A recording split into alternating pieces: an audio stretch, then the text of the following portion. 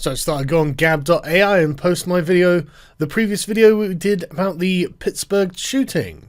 Oh, I can't. So it turned out they'd moved to Gab.com, so I thought I'd log in, and apparently I can't do that either. Because it turns out that not only did Gab's previous hosting take them down, but their new hoster at Joylant had taken them down as well. Apparently there'd already been some kind of terms of service breach, but you know how it is with these terms of service policies, they are so broadly written as to include almost anything that the hoster particularly wants.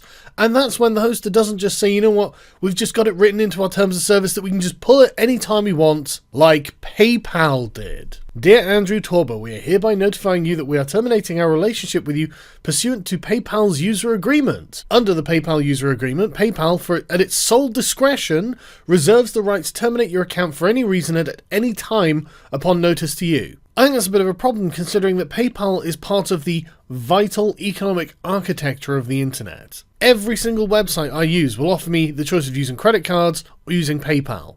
And if you're not allowed to use PayPal, you are reduced to your credit cards. And that's only until the banks decide that they're going to say, fuck you too. We're not going to host Andrew Torber for whatever reason for hosting Gab. I mean, there isn't actually a reason given in here. They said, fuck you, that's why. Presumably it's tied to the Pittsburgh shooter, as if Andrew Torber and Gab are responsible for him posting on Gab that he was going to do something.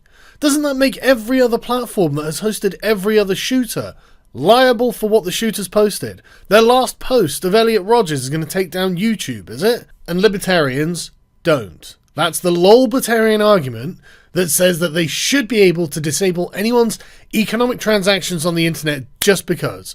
Don't fucking do it, okay? Could this have anything to do with the fact that Gab was doing remarkably well for itself? Back in February, it raised nearly $5 million with almost 500,000 accounts. God only knows how much it had grown since then. Back in August, Microsoft threatened to stop hosting their website, because why the fuck wouldn't they?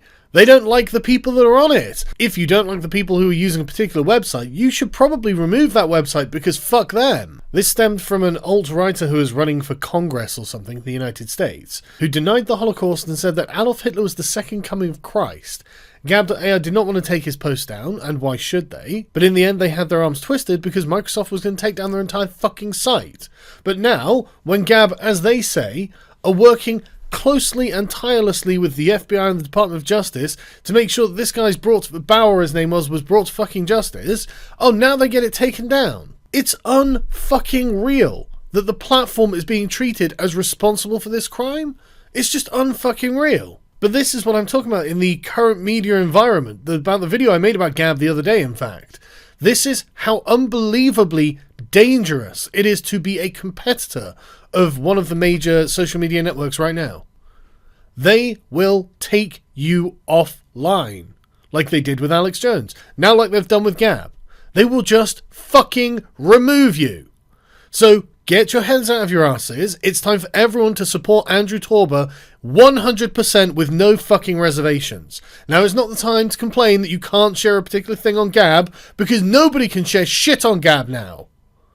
For fuck's sake. We are getting our fucking asses handed to us, right? You know that I was talking about the influential power of the internet, right? Now is the time to use it. Now is really the time for the entire political internet to get onto the campaign staff of Trump. Start emailing them. Start saying, hey, did you know they have just taken a competitor website to Twitter offline because of something someone else has done?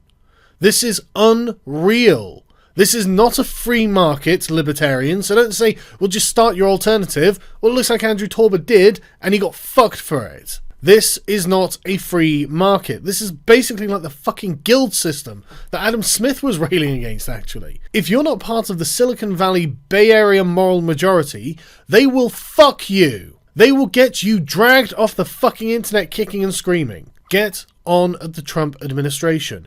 Make sure their notifications are filled with the information that a Trump-supporting platform like Twitter has just been taken off of the internet because ultimately they are a threat to the Silicon Valley hegemony, and let's all be fucking real about it. We can't just allow them to remove them from the internet because they are inconvenient.